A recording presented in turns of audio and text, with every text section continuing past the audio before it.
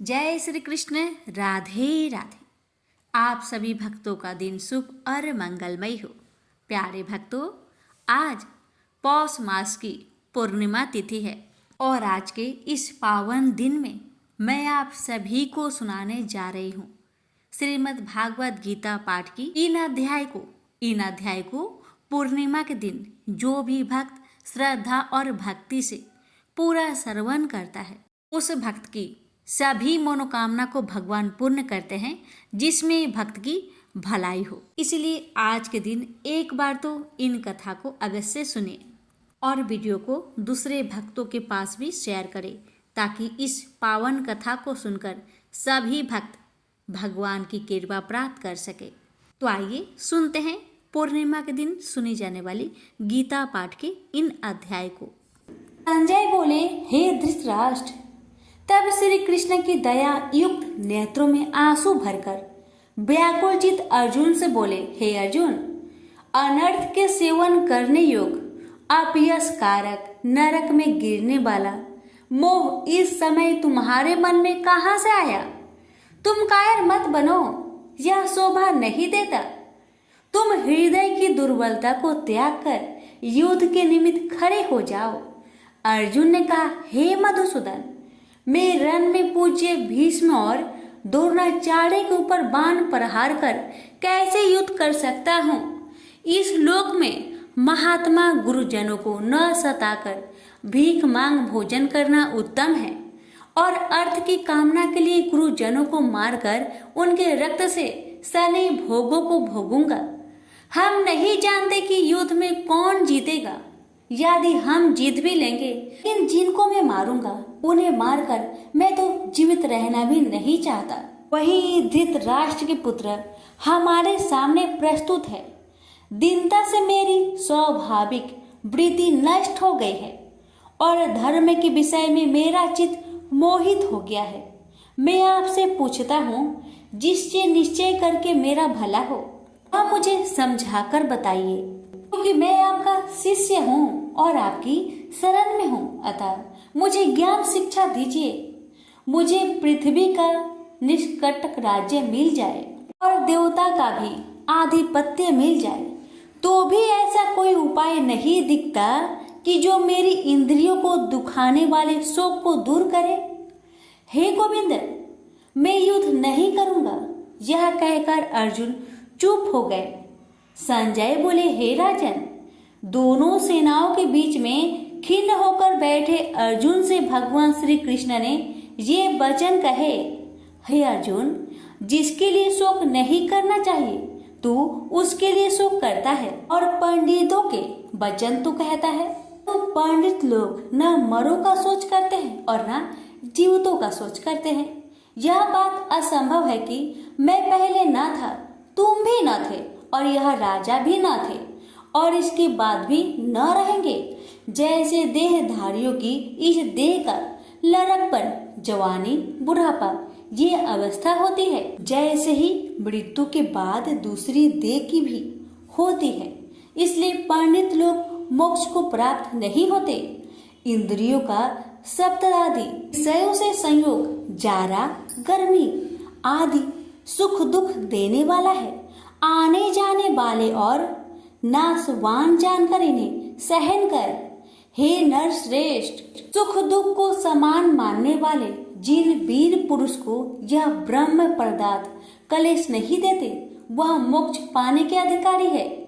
असत का तो अस्तित्व नहीं है और सम का अभाव नहीं है।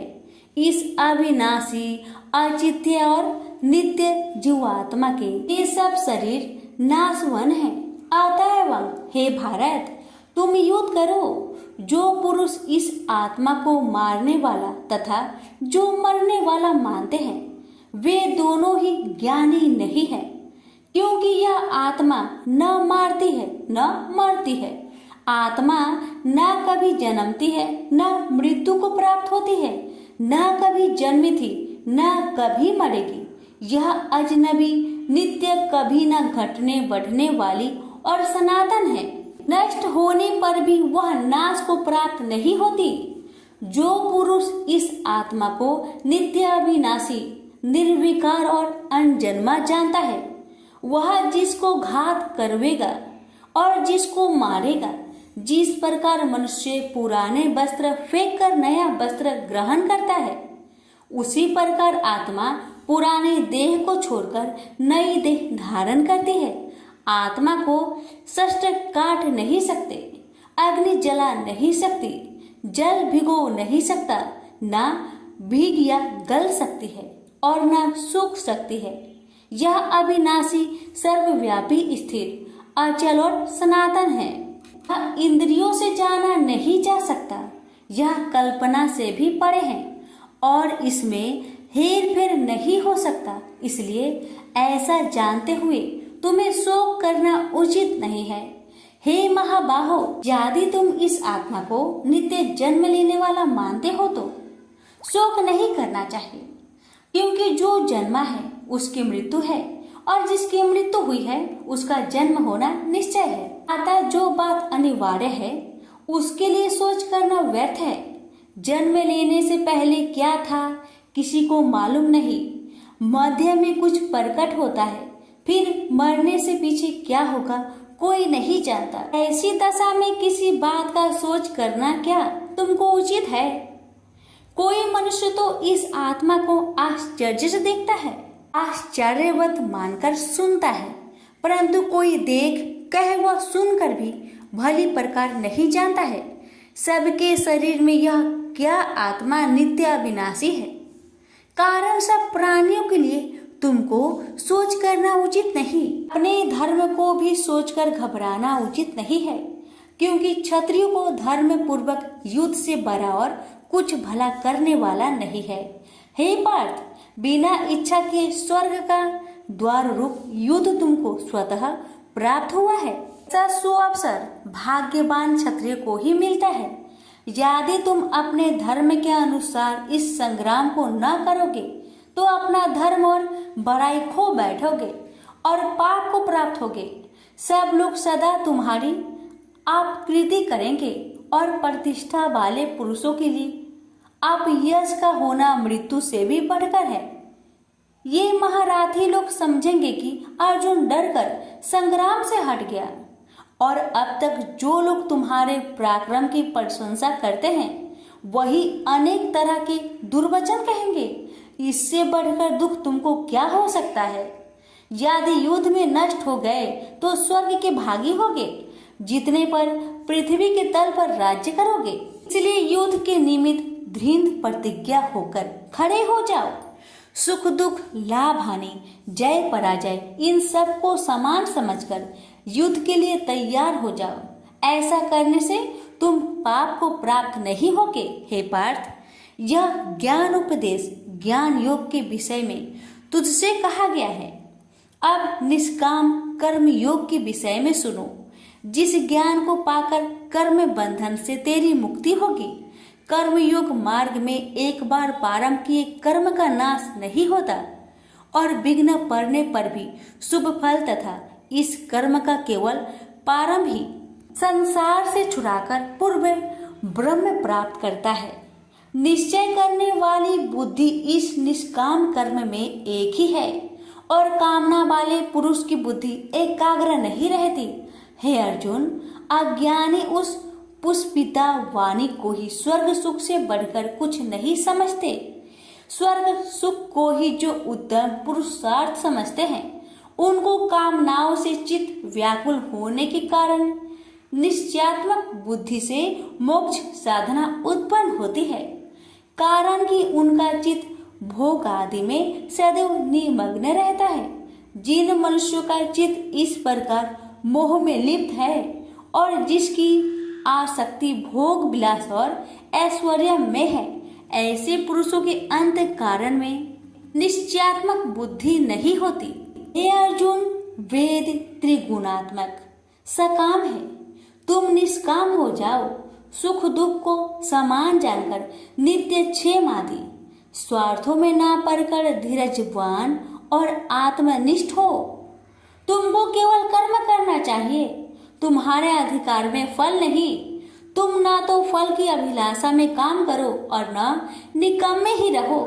फल की आशा त्याग कर कर्म की सफलता असफलता को समान समझकर तुम योगस्थ होकर कर्म करो। फल की इच्छा रखने वाले निष्कृष्ट होते हैं। काम कर्म करने वाला पुरुष ईश्वर कृपा से इसी संसार में सुकृत तथा दुष्कृत इन दोनों का ही त्याग कर देता है। जो सब कर्मों में कल्याणकारक है, कर्म फल को त्याग कर ही बुद्धि युक्त ज्ञानी पुरुष जन्म बंधन से हटकर मोक्ष को पाते हैं। जब तुम्हारी बुद्धि मोह बन के बाहर निकल जाएगी, तब तुम्हारा मन आगे सुनने वाली तथा हुई बातों से विरक्त हो जाएगी। अनेक श्रुति इस मृत्यु के वचन को सुनने से तुम्हारी बुद्धि भ्रमित हो गई है। जिस समय वह निश्चल होकर आत्मा में निश्चल होगी, तभी उनको तत्व ज्ञान प्राप्त होगा।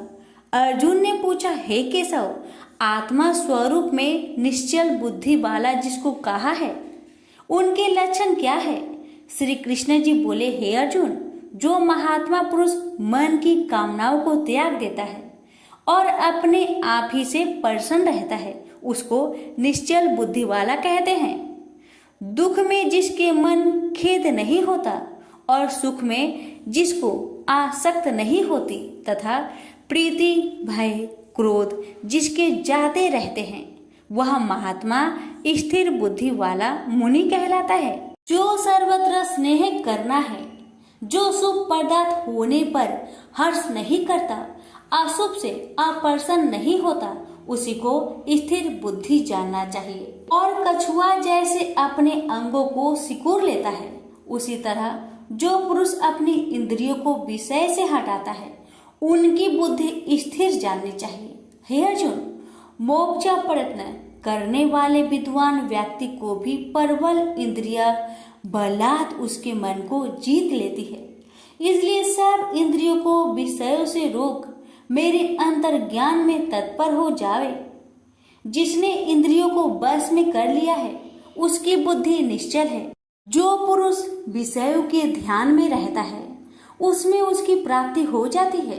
प्राप्ति होने से कामना होती है, इच्छा के पूर्ण न होने से क्रोध से अविवेक होता है, अविवेक से स्मरण शक्ति नष्ट हो जाती है, स्मरण शक्ति के नष्ट होने से बुद्धि क्षय हो जाती है। जिसकी बुद्धि का नाश हुआ, वह विनाश को प्राप्त होता है। जो पुरुष राग देश से रहित होकर इंद्रियों के विषय सुख का अनुभव करता है और अपने मन को बस में रखता है, वह शांति को प्राप्त होता है। शांति मिलने पर सब दुखों का नाश होता है। प्रसन्न चित्त वाले की बुद्धि तुरंत निश्चल हो जाती है। वो पुरुष योग युक्त नहीं है, उनको निश्चल बुद्धि उत्पन्न नहीं होती। भावना के न होने से शांति प्राप्त नहीं होती। शांत को सुख कहाँ से मिलेगा? इस कारण हे महाबाहो, जिसने इंद्रियों को विषय से सर्वथा रोक रखा है, उसी की बुद्धि स्थिर है। जब सब प्राणियों की रात होती है, उसमें संयमी जागता रहता है और प्राणी मात्र जिस समय जागते हैं, मुनि जनों की वह रात्रि है। जल से भरे पूर्ण समुद्र में जल भरने पर भी वह अपनी मर्यादा पर ही रहता है।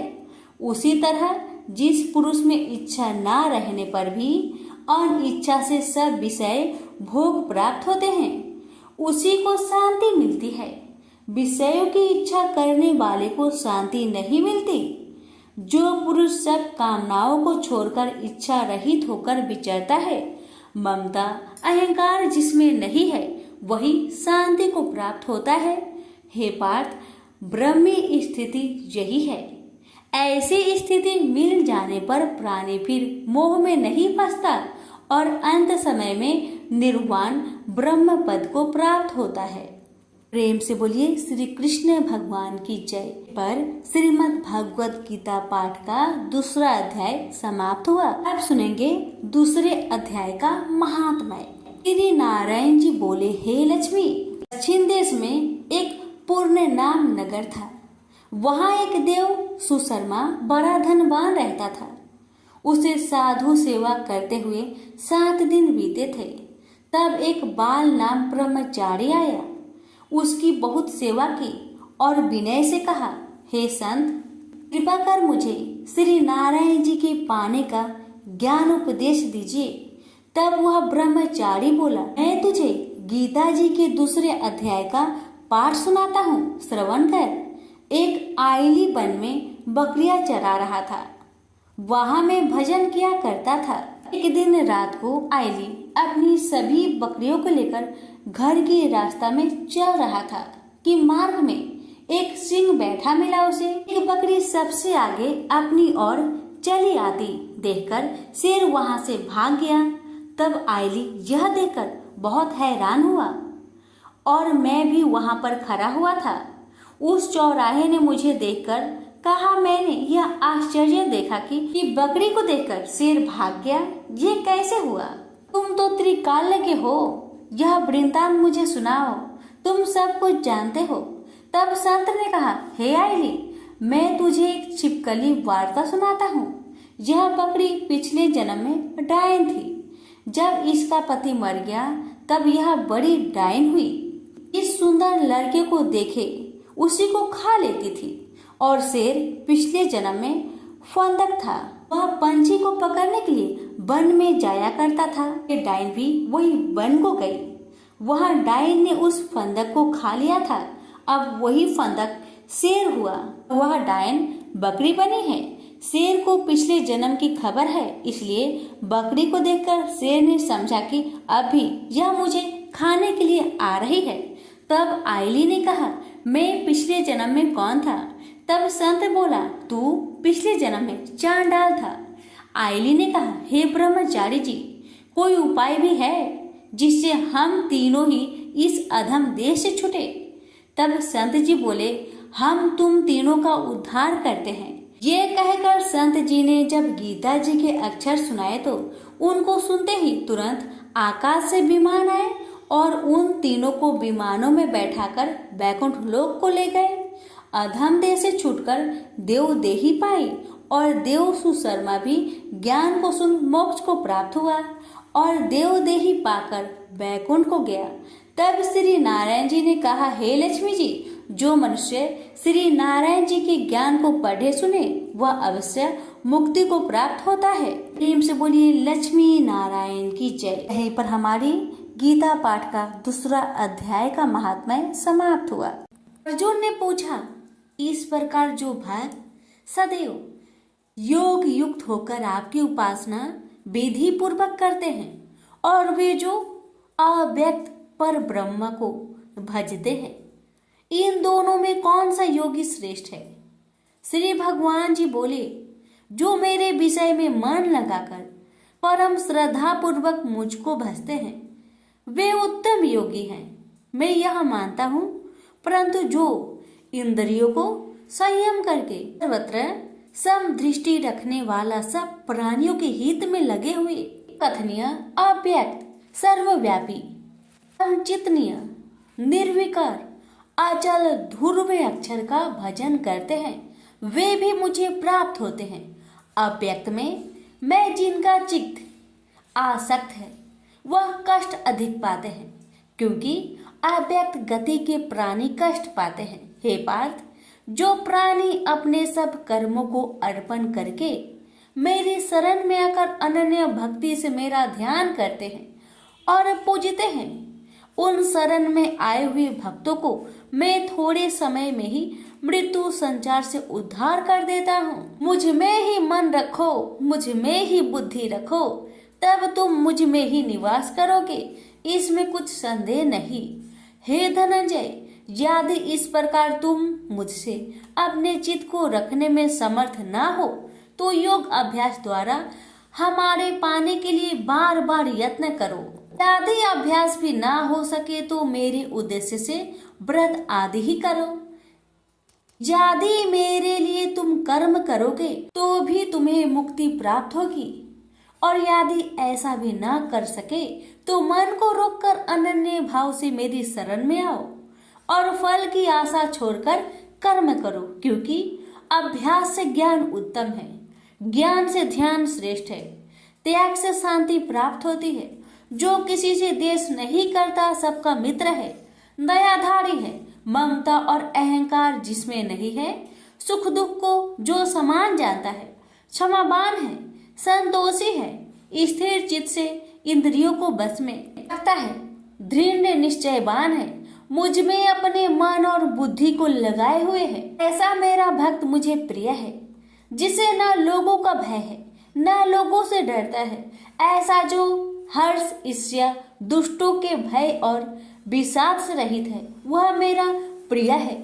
जो कुछ मिले उसी में संतुष्ट, पवित्र पक्ष, निष्पक्ष, दुख रहित, फल की आशा त्याग कर करने वाला, ऐसा जो मेरा भक्त है वह मुझे प्रिय है। जो लाभ से प्रसन्न हो, किसी से द्वेष न करे, इष्ट पदार्थ के नष्ट होने से दुखी न हो, किसी वस्तु की इच्छा न करे, अशुभ तथा शुभ दोनों का त्यागी हो, वह भक्त मेरा परम प्रिय है।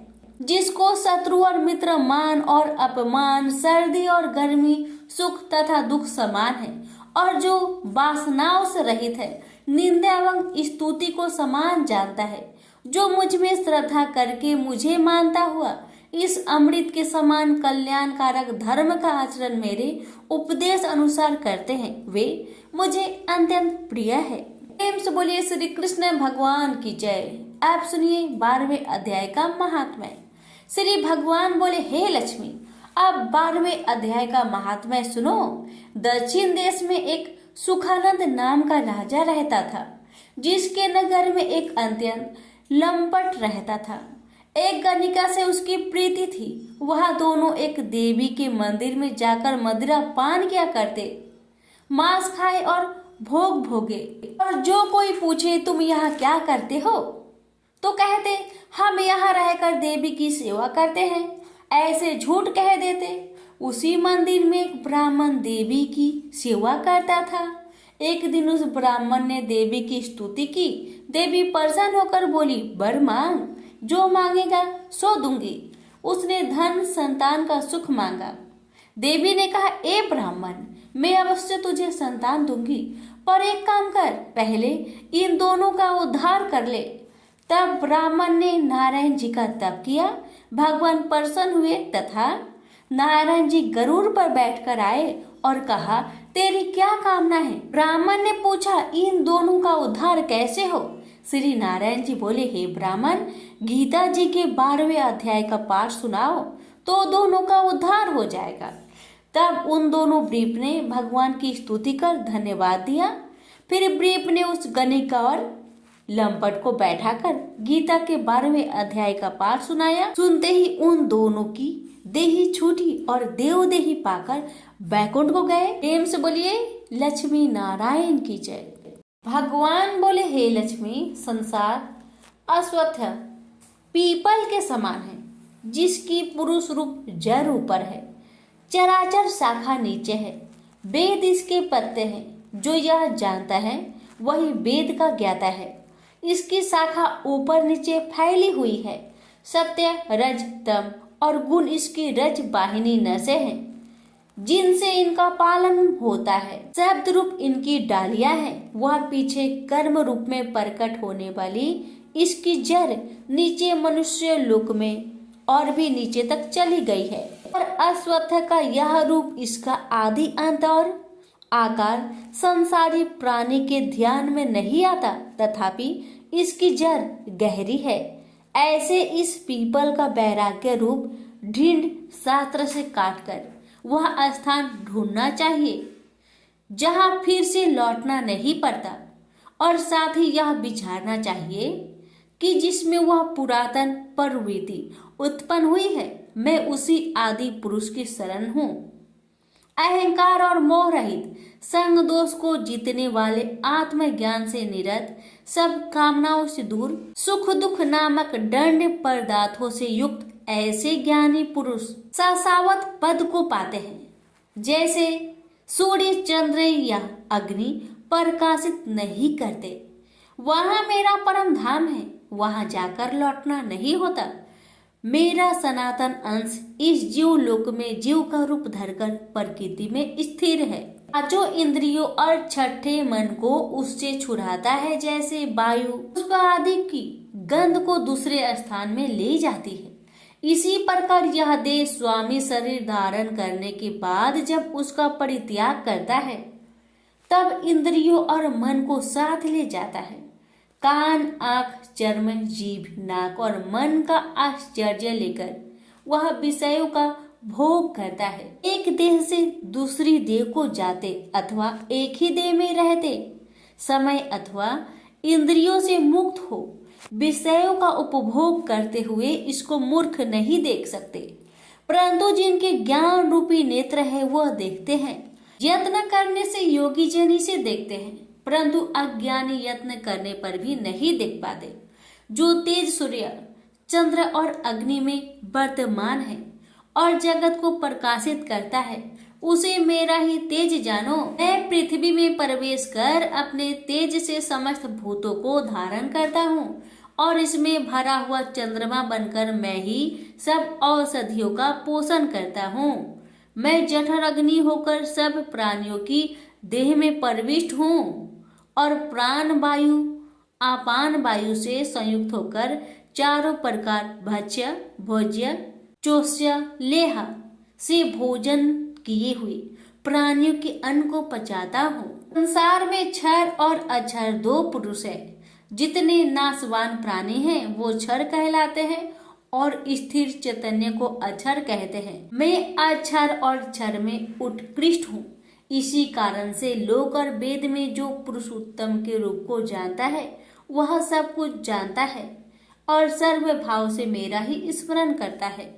प्रेम से बोलिए श्री कृष्ण भगवान की जय। सुनिए 15वें अध्याय का महात्म्य। उत्तर प्रदेश में एक नरसिंह नामक राजा था और सुभंग नामक मंत्री था। राजा को मंत्री पर बड़ा भरोसा था। मंत्री के मन में कपट था। मंत्री चाहता था राजा को मारकर यह राज्य मैं ही करूं। इस तरह कुछ काल व्यतीत हुआ। एक दिन राजा नौकर चाकरों सहित सो रहा था। तब मंत्री राजा को सारे नौकरों सहित मारकर राज्य करने लगा। कुछ काल व्यतीत हुआ, तब वह भी मर गया। धर्मराज के पास दूध बांध कर ले गए। धर्मराज बोला, हे यमदूतो, यह बड़ा पापी है, इसको नरक में डालो। हे लक्ष्मी, इस प्रकार कई नरक भोगकर धर्मराज की आज्ञा से घोड़े की योनि में आया। सिंघल द्वीप में जन्मते घोड़ा हुआ। एक सौदागर ने बहुत से घोड़े को मोल लिया और वह घोड़ा खरीदकर अपने देश को चला। चलते चलते अपने देश में आया। तब वहां के राजा ने सुना कि अमुक सौदागर बहुत से घोड़े ले आया है। तब राजा ने उसे बुलाया और कई घोड़े खरीदे। उस घोड़े को भी खरीदा। जब उस घोड़े ने राजा को देख उसने सिर फेर लिया। यह देख राजा बोला, क्या बात है, जो घोड़े ने सिर फेरा है। राजा ने पंडित को बुलाकर पूछा कि इस घोड़े ने हमें देखकर सिर क्यों फेरा, इसका क्या कारण है। पंडित ने कहा, राजन, इस घोड़े ने तुमको सिर नवाया है। राजा ने कहा, यह बात नहीं है। कई दिन पीछे राजा शिकार खेलने को उसी घोड़े पर सवारी करके गया। वह घोड़ा बहुत तेज चलता था। राजा शिकार खेलता खेलता बहुत दूर चला गया। उसी दिन राजा ने जाते ही शिकार मारा। राजा बहुत प्रसन्न हुआ। दोपहरी की गर्मी के कारण राजा को प्यास लगी। तब राजा ने वन में एक साधु को कुटिया में बैठे देखा। तालाब से जल भरा हुआ था। वहां राजा उतरा, घोड़े को वृक्ष में बांधकर कुटिया में गया तो साधु अपने पुत्र को गीता जी के 15वें अध्याय का पाठ सिखा रहा था। वृक्ष के पट्टे पर श्लोक लिखकर बालक से कहा, खेलते भी रहो और इसको कंठ करो। उस पत्ते को घोड़े ने देखा तो तुरंत उसकी देह छूट गई।